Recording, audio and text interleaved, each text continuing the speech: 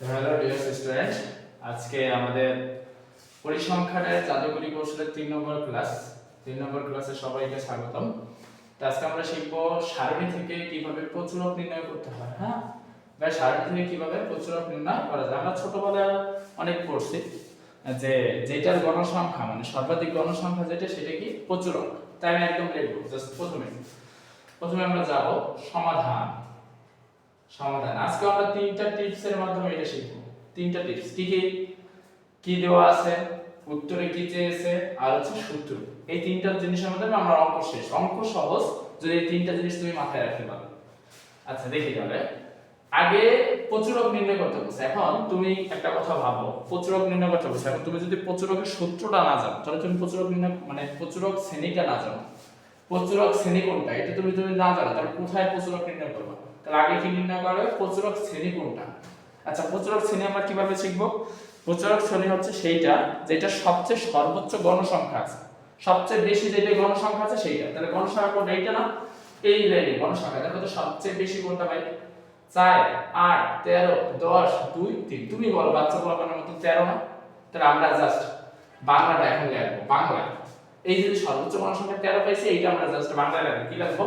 সর্বোচ্চ গণসংখ্যা। কি সর্বোচ্চ গণসংখ্যা? আমরা তো সর্বোচ্চ গণসংখ্যাই খুঁজছি তাই লিখছি সর্বোচ্চ গণসংখ্যা। কত ভাই? 13। যা যা এই 13 যা কোন শ্রেণীতে? 55 থেকে 64। এটা কি শ্রেণী না ভাই? হ্যাঁ শ্রেণীতে। শ্রেণীতে কি বলতো? অবস্থিত মানে আছে, অবস্থিত। তাহলে সর্বোচ্চ গণসংখ্যা যে এখানে সেটাই কি প্রচুরক শ্রেণী। তাহলে আমরা লিখছি সর্বোচ্চ গণসংখ্যা। এটা মুখস্থ করার কিছু নাই, জাস্ট তুমি একটু ভাবো আমি সর্বোচ্চ গণসংখ্যা প্রথমে খুঁজছি। তাহলে সর্বোচ্চ গণসংখ্যা 13। কত? 13 যা কোন শ্রেণীতে আছে? 55 থেকে 64 শ্রেণীতে অবস্থিত। তাহলে সর্বোচ্চ গণসংখ্যা যদি এই শ্রেণীতে আছে তাহলে প্রচুরক কোন শ্রেণী? এটি। তাহলে প্রচুরক 55 থেকে 64 শ্রেণীতেই অবস্থিত। শেষ। প্রচুরক শ্রেণী বের করা হয়ে গেছে। প্রচুরক শ্রেণী কিভাবে চিনব? সর্বোচ্চ গণসংখ্যা যেটা আছে সেটাই প্রচুরক শ্রেণী। আচ্ছা এবার আমরা সূত্র লিখব। আমরা জানি কি প্রচুরক? হ্যাঁ প্রচুরক সমান সমান L plus F1 plus F2 into S। যা সূত্রটা আবার আমি বলছি শোনো। প্রচুরক সমান সমান মুখস্থ করবে একদম জাস্ট সংক্ষেপে। প্রচুরক সমান সমান L plus F1 by F1 plus F2 into S। শেষ।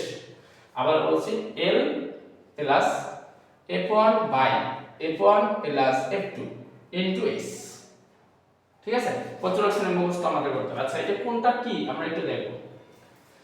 L হচ্ছে L, হ্যাঁ এটা হচ্ছে প্রচুরক শ্রেণীর কি নির্মসীমা। প্রচুরক শ্রেণী কোনটা বলো? এটা না ভাই? তাহলে L সমান সমান প্রচুরক শ্রেণী কি নির্মসীমা। নির্মসীমা কোনটা বলো তো? এই শ্রেণীর মধ্যে সবচেয়ে ছোট কোনটা? নির্মসীমা কোনটা? এটা না? 55 64 50 64 পর উচ্চ সীমা 55 কত? নির্মসীমা। প্রচুরক শ্রেণীর নির্মসীমা হচ্ছে L। তাহলে আমরা L সমান সমান কি লিখতে পারি? 55। সব সময় আমরা মধ্যবিন্দু নির্ণয় করতে গেলে L এর মান দেখব। L হচ্ছে কি যে শ্রেণী বের করব সেটা নির্মসীমা। L সব সময় একই যে শ্রেণী সেটা নির্মসীমা। আচ্ছা F1 টা কি ভাই?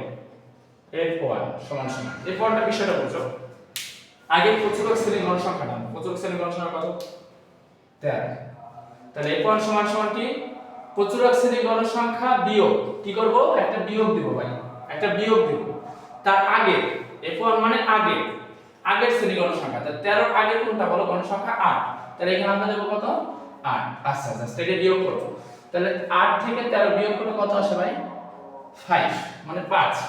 আচ্ছা এবার F2 তে আমরা আগে কি করব? প্রচুরক শ্রেণীর গণসংখ্যাটা আনব। প্রচুরক শ্রেণীর গণসংখ্যা আছে যেমন F1 এ আমরা প্রচুরক শ্রেণীর গণসংখ্যা আছে। এবার F2 তে কি করব? প্রচুরক শ্রেণীর গণসংখ্যা আনব। আছে? আচ্ছা এবারও বিয়োগ দেব। বিয়োগ কি দেব? F1 এ দিছি আগেরটা, F2 তে দেব পরেরটা। দিলাম পরেরটা বিয়োগ। তাহলে এটার সাথে বিয়োগ করলে কত আসে? 3 মানে 3। আচ্ছা আর বাকি রইল কি ভাই? H না? H এর মানটা সব সময় একক। যেমন L এর মান নির্মসীমা, যে শ্রেণী বের করব H হচ্ছে শ্রেণী ব্যবধান। শ্রেণী ব্যবধান মানে এইটা থেকে এটার ব্যবধান কত? প্রত্যেকটা শ্রেণীর ব্যবধান কত? প্রত্যেকটা শ্রেণী এটা থেকে এটার ব্যবধান কত? তুমি একটু অনেক সময় আমরা এইটা দেখে বুঝতে পারি যে এটা মনে হয় 9, দেখলে মনে হয় মুখে হিসাব, মানে আমরা দেখলে মনে হয়, কিন্তু এটা দেখলে মনে হবে না, এগুলোকে একটু গুণে রাখা ভালো না, কিন্তু আমরা ভুল করে ফেলাবো। একটা ভুল হলে আমরা গুণবো দরকার। 55, 56, 57, 58, 59, 60, 61, 62, 63, 64, দেখো 10। এখানে যদি 65 দেখতাম তাহলে কিন্তু আমরা 10 ভাবতাম, কিন্তু আসলে না, গুণলে কিন্তু এটা 10 হয় না, এইটা 10 হয়। তাহলে ব্যবধান কত? 10। তুমি সবসময় মনে রাখবে এই হচ্ছে কি শ্রেণী ব্যবধান, মানে এটা থেকে এটা ব্যবধান কত, ডিসটেন্স কত। হ্যাঁ, এবার আমরা মানগুলো বসাবো ভাই, একদম বাচ্চা পোলাপানের মতো। এর মান কত বলো? 55 বসাইছি, প্লাস এবার মাঝখানে ভাগ ভাগ চিহ্ন, f1 কত বলো? ওই যে 5 পাইছি না, 5, এই জায়গা আবার কি আছে? f1 5 যোগ f2 কত ভাই? 3 পাইছো না, 3 গুণ h কত পাইছো বলো? 10। ঠিক আছে? আচ্ছা 55 এর কিছু করা যায় বলো? প্রথমে 55 55 বসালাম, যোগে যোগ দিলাম। এখন তুমি দেখো এই 10 এই 5 এর সাথে কি আছে? উপরে গুণ আকারে এটা নিচে মনে মনে আছে, তাহলে এটার সাথে এটা উপরে গুণ আছে, 5 10 কে 50। আচ্ছা নিচে আছে কি? এটা যোগ আকারে আছে না, 5 আর 3 কত? 8। ঠিক আছে?